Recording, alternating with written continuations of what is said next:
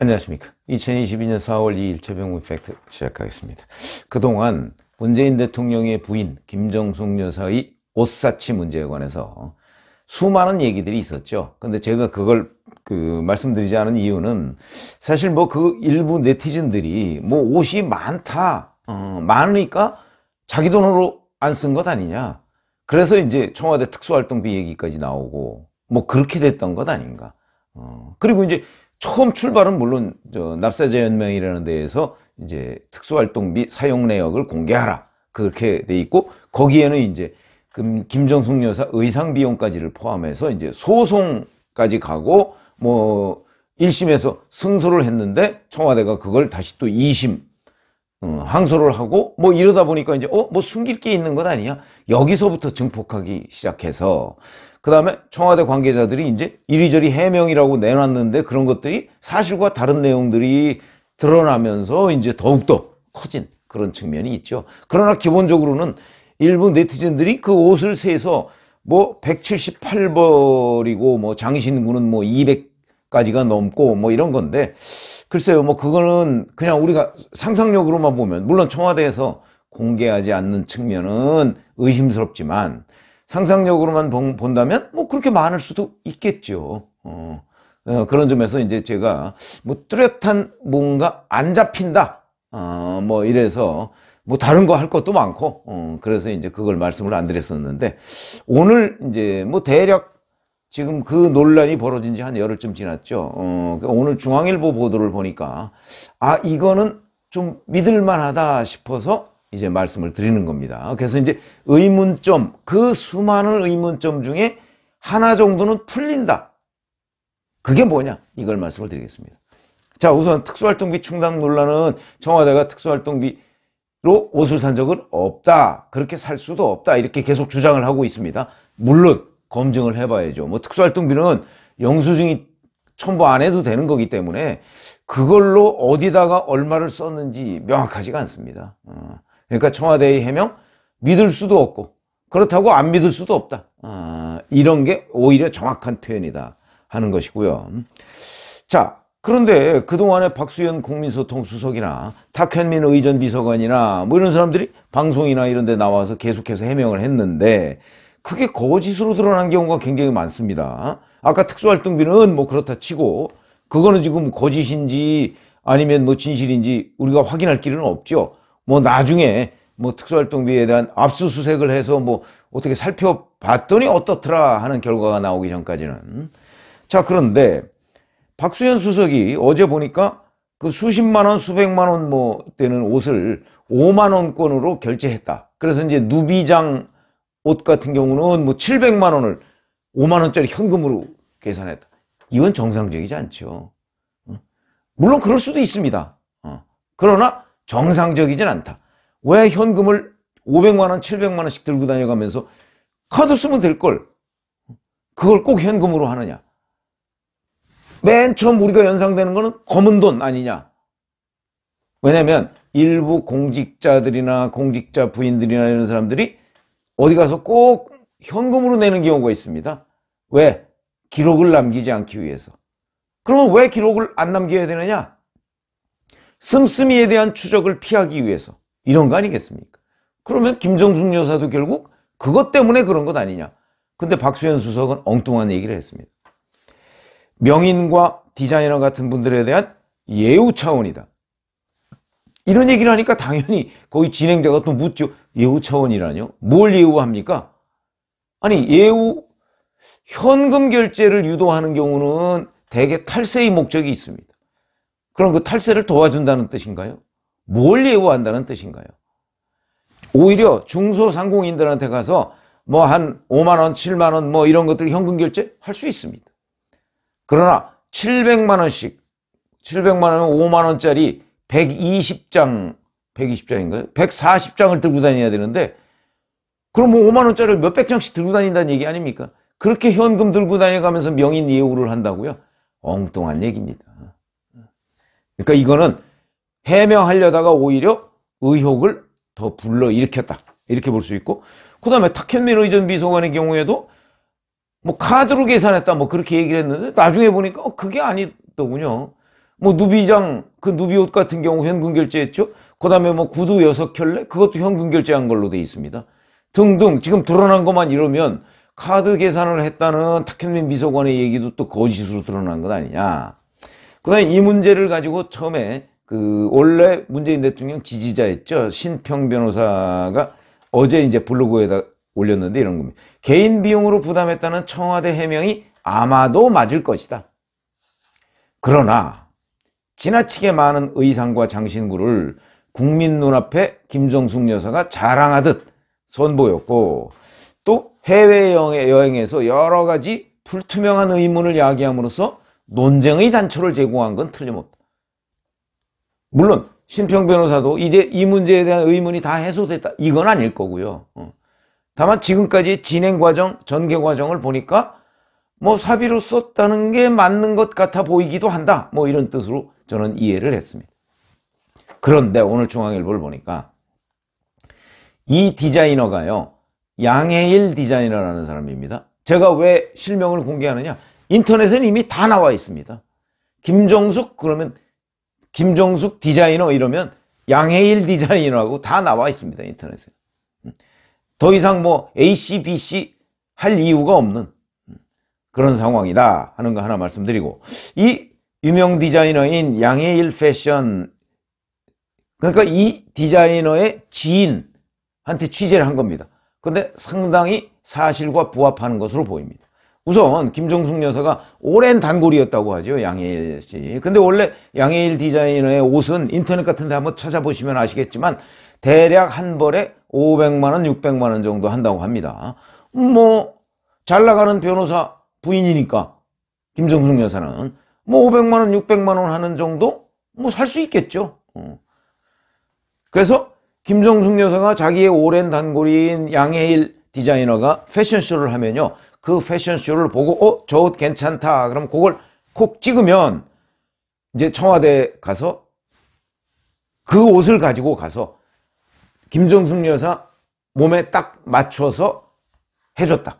이런 거거든요. 중앙일보 보도가 이런 겁니다.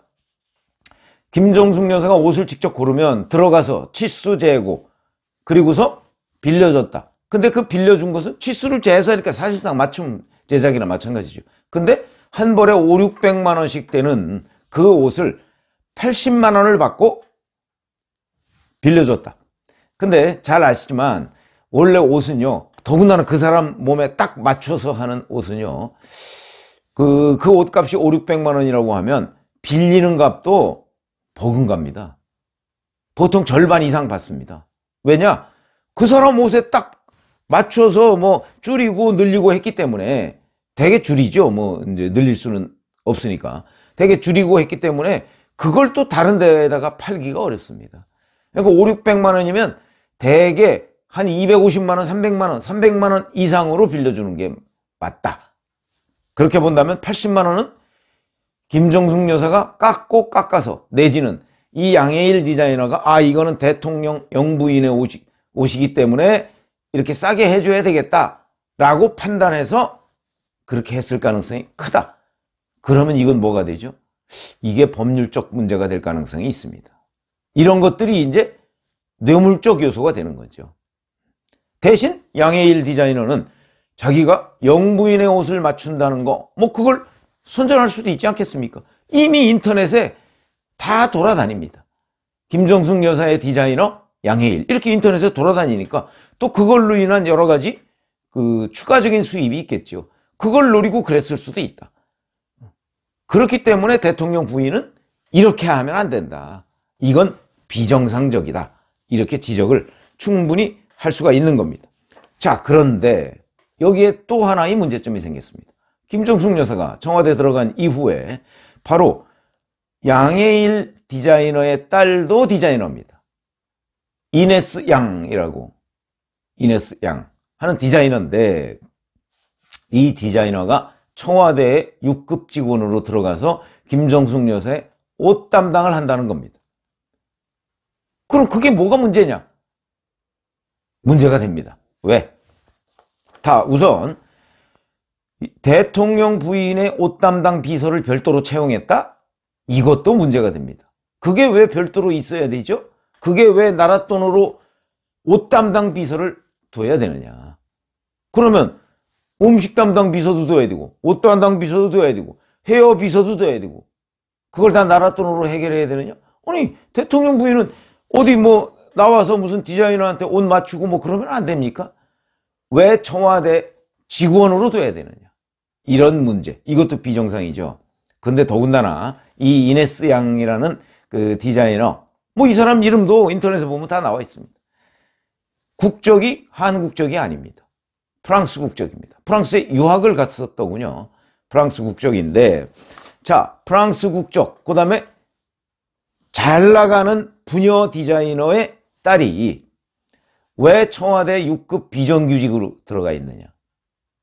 이거는요, 중앙일보 취재에 따르면, 그리고 조선일보 취재에 따르면 김정숙 여사가 요청을 했다는 거 아닙니까? 그러면 왜 유명 디자이너가 디자이너직을 포기하고 청와대 6급 비정규직으로 들어갔느냐? 김정숙 여사 요청이 아니었다면 있을 수 없는 일이죠. 비정상이죠. 그러니까 아마 이 디자이너는, 이네스 양은 그냥 울며 겨자 먹기로 들어갔을 가능성, 또는 청와대의 옷 담당 비서였다 하는 사실이 이제 나중에 문재인 정부 끝나고 나서 이제 알려지면 자기 디자이너 생활을 하는데 도움이 된다, 뭐 이런 판단을 했을 가능성. 어떤 경우든 정상은 아니다. 여기에 또 하나 문제.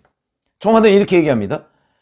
F4 재외동포 비자를 가진 사람이기 때문에 출입국관리법, 재외동포법, 외국인 고용법상 취업에 제약이 없다. 이렇게 지금 얘기를 하고 있는데, 국가공무원법 제26조를 보면 외국 국적자나 복수 국적자는 국가 안보 분야, 내용이 누설되는 경우 국가 이익을 해하게 되는 보안 기밀 분야 등의 임용을 제한할 수 있다. 이렇게 되어 있습니다. 물론 이건 제한할 수 있답니다.